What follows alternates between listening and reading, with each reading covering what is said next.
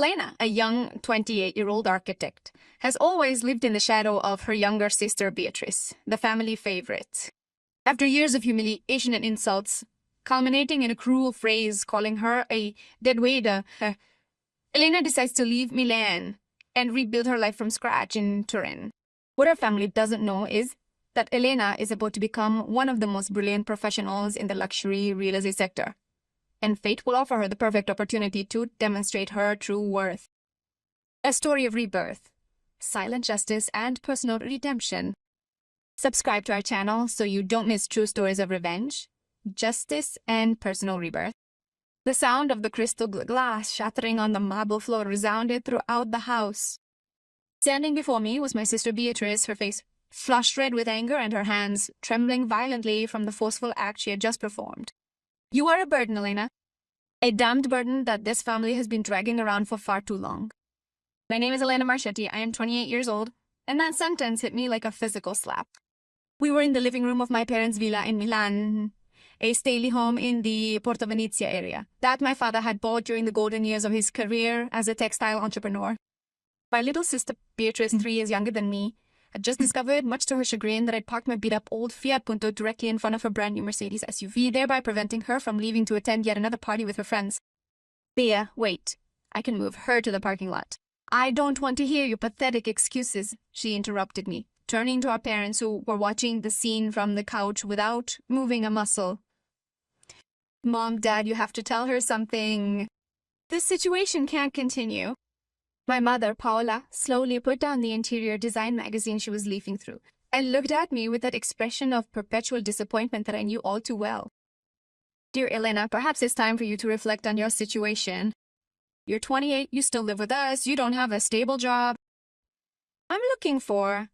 "Mom, the architecture market is tough right now, you know that. Beatrice, at your age, was already running the marketing department of Dad's company," she continued, as if I hadn't spoken. "She drives a Mercedes to her apartment downtown. And what about you?" She paused, letting the silence complete her sentence. My father, Roberto, simply nodded, his eyes fixed on the screen of his iPad. Like and subscribe for more stories like this. The truth was that I had sent out 47 resumes in 6 months. 47. To every architecture firm, every real estate consulting firm, every design agency in Milan. I had received 3 responses, 2 polite rejections, and 1 interview that had led nowhere.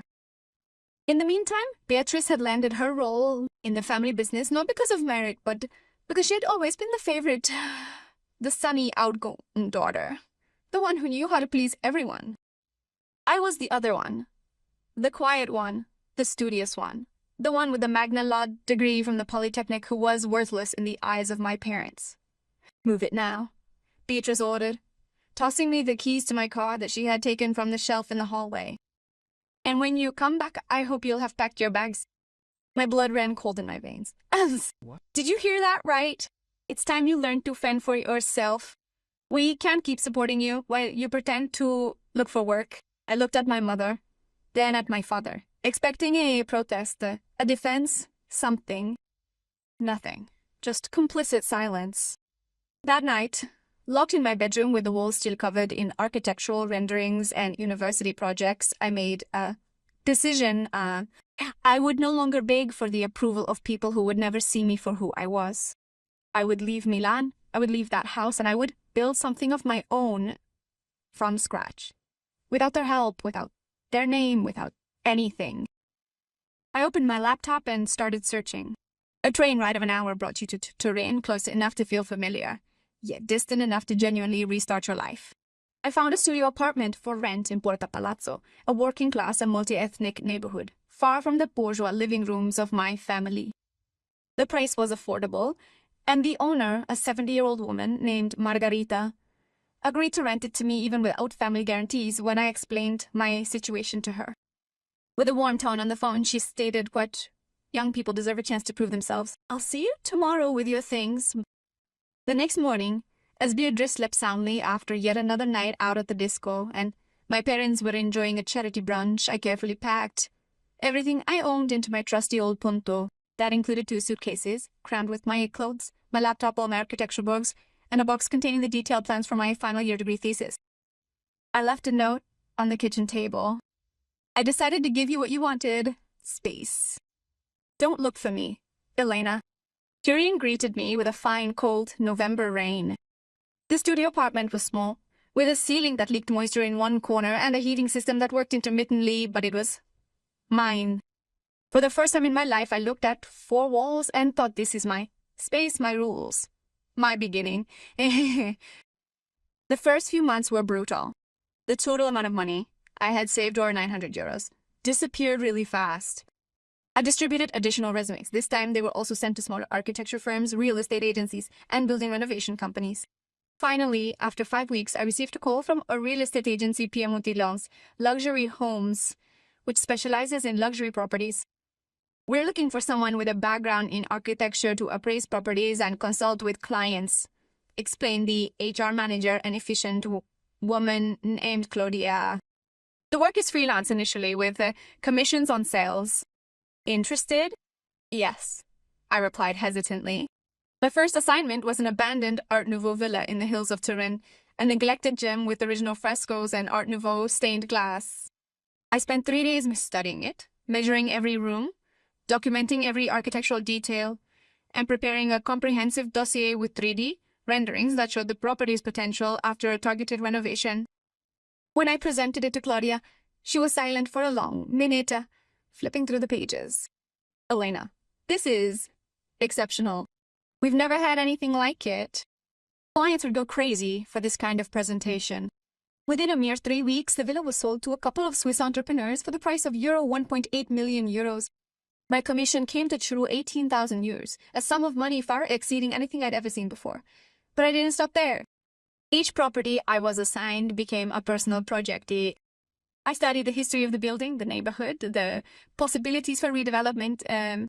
I created presentations that looked like works of art, combining my architectural training with an innate understanding of what luxury clients were looking for.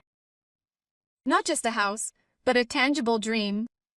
Write in the comments what you would have done, and don't forget to subscribe. Within the first year, I had become the most sought-after consultant at the agency. Claudia offered me a permanent contract with a base salary of 3,500 per month plus commission. I accepted, but with one condition. I wanted total creative freedom over the projects. You have carte blanche, she said with a smile. Do what you do best. In the second year, I began to build a reputation that went beyond Turin. Architects, interior designers, real estate investors, they all wanted to work with me. My professional Instagram, Jelena Marchetti Architecture, grew to 50,000 followers. Each post was curated with obsessive care. Photos of restored villas, hand-drawn sketches of projects, reflections on contemporary Italian architecture. In the third year, I opened my own studio, Marchetti Design and Consulting. A bright office in the Crocetta district with windows overlooking a quiet courtyard, Ochiord. I hired 2 assistants, both talented young architects who reminded me of myself, 3 years earlier, hungry, determined, ignored by the system. And then came the phone call that would change everything. Good morning. I'm Giacomo Bellini from the law firm Bellini & Associati. I represent the Santoro family in Milan. They'd require professional advice regarding a prestigious property located in your area, the Santoros. I knew them by name, one of the wealthiest families in Milan, owners of a chain of luxury hotels throughout Italy. And the property in question, a neoclassical villa from 1820 on the hills of Superga, abandoned for 20 years, now valued at 4.5 million euros. We are interested in a high-level conservative restoration, the lawyer continued. They spoke very highly of you. Would you be willing to meet the family? On the day of the meeting, I showed up at the villa with my tablet, a folder of previous projects, and an Armani dress that I had bought for the occasion. It was my very first expensive piece of clothing, a quiet but powerful symbol of just how far I had come in life. The Santoro family was waiting for me in the main hall. The patriarch, a 75-year-old man with silver hair, his very elegant wife, and their 30-year-old son who would be supervising the project. I began the presentation by showing examples of my work, then moved on to the villa itself. I spoke about the original furnishings, the possibilities of restoring the damaged frescoes, and the opportunity to create a dialogue between historical architecture and modern comforts without betraying the soul of the building. When he finished, The patriarch stood up and shook my hand. Miss Marchetti, you are not selling a service, you are telling a story. The project is yours. The contract included a full 18-month consultancy with a fee of euro 150 million thousand dollars plus a bonus upon completion. It was the most important project of my career and the opportunity to definitively demonstrate my worth. But what I didn't know was that Milan was about to come back into my life in an unexpected way. 6 months into the Santoro project, I was on site in Superga, overseeing the careful restoration of a wall adorned with frescoes. Suddenly, my phone rang. It was my cousin Sylvia, the only relative with whom I maintained contact. Elena, you need to know. Your parents are selling the villa. I stopped. My heart was pounding. What? Your father's company has had financial problems in the last 2 years. Beatrice made disastrous investments. They lost important contracts. They had to sell to cover their debts. That evening, sitting in my apartment in Turin, now a bright two-room apartment overlooking the Po, I looked up the online listing. There it was, the villa in Porta Venezia, where I had grown up, for sale for 2.3 million euros. The photos showed interiors that looked more neglected than I remembered, as if the house itself had suffered after I had left. Part of me wanted to ignore it all, but another part, the one that had spent 3 years building something from scratch, saw an opportunity that fate was handing her on a silver platter. I called the agency handling the sale and booked a viewing using my firm's name. I didn't specify my connection to the property. On the day of the viewing, I drove to Milan with my heart in my throat. The real estate agent, a middle-aged man named Stefano, greeted me with a professional smile. The property is exceptional. It enjoys a superb location, though some maintenance is needed. Nothing major, though. I walked through the rooms where I had grown up, now empty and silent. The living room where Beatrice had humiliated me. The kitchen where my mother had judged me. My old bedroom, the walls still covered with my old architectural posters, as if no one had even wanted to touch it since I left. Can I ask you, I said in a calm voice to the people, why are the owners selling? Stefano hesitated, then lowered his voice. Financial difficulties. The father has a textile company that has lost ground, and the daughter who worked with him has made, let's say, questionable choices. They need to liquidate to cover the debts. I nodded slowly. I understand. I will make my offer within this week. 3 days later, my attorney submitted an offer on my behalf.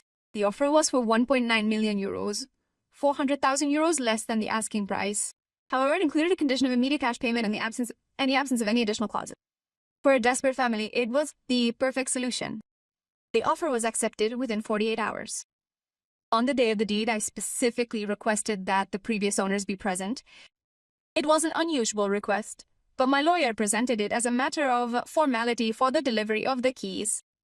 I entered the notary's office on Via Monte Napoleone 5 minutes before the agreed time, dressed in a dark blue Valentino suit and Louboutin heels. My hair was dyed back in an elegant bun, and I was wearing the Cartier watch that I had bought myself after signing the Santoro contract. When the door opened and my father, mother, and Beatrice entered, time seemed to stand still. My father saw me first, and for a moment his face remained neutral, as if he were looking at a stranger. Then confusion gave way to recognition, and, finally, shock. Elena, my mother clapped her hand to her mouth. Beatrice just stood stock still, her Louis Vuitton bag sliding down her shoulder. Good morning, I said in a firm voice, extending my hand to my father. Hello, I'm Elena Marchetti, and I am the new owner of your villa. The room was completely silent. The notary, oblivious to the drama unfolding, cleared his throat. Good. If everyone is present, we can proceed with the signing. Yeah. Throughout the 40-minute procedure, my family remained silent. Every now and then, my mother would glance at me in disbelief, as if trying to figure out if it was really me. Beatrice kept her gaze fixed on the table, her hands clasped in her lap. My father signed each document with a shaking hand. When everything was complete and the notary declared the transaction closed, I stood and addressed them for the first time. You have 30 days to vacate the house, as per the contract, after which the renovations will begin. My father finally found his voice. Elena, I didn't know it was you. If we had known... What? I interrupted him gently. Would you have sold me the house, or would you have preferred to keep it and sink it completely? Beatrice exploded. This is absurd. You can't have that money. How did you do it? I did what you advised me to do 3 years ago, Bea. I learned to fend for myself. I turned to leave, then stopped in the doorway. By the way, do you still have the Mercedes? Although I currently own a Porsche Cayenne, you shouldn't be concerned. I would never park it in front of your vehicle. I'm not that kind of person. You leave the office with the confident stride of someone who knows exactly who you are and where you're going. Today, 4 years after that signing, I live in the renovated villa in Porta Venezia. I transformed it into a masterpiece of contemporary design that respects the original architecture, just as I do with all my projects. My studio has grown to 12 employees, and I regularly collaborate with some of the most influential families in Italy. Now that my father's company has officially closed its doors, my sister Beatrice is employed as a clerk at a communication agency. In the suburbs, my parents recently moved into a smaller apartment than their previous home. I rarely see them, and when I do, the conversation is polite but distant. I don't feel angry towards them. Anger requires energy, and I've learned to invest my energy only in things that build, not in things that destroy. But there is one detail I have never told anyone. Inside my villa, specifically within the main living room, where Beatrice once referred to me as a button, I've commissioned the installation of a custom artistic stained glass window. From a distance, it looks like an abstract geometric pattern.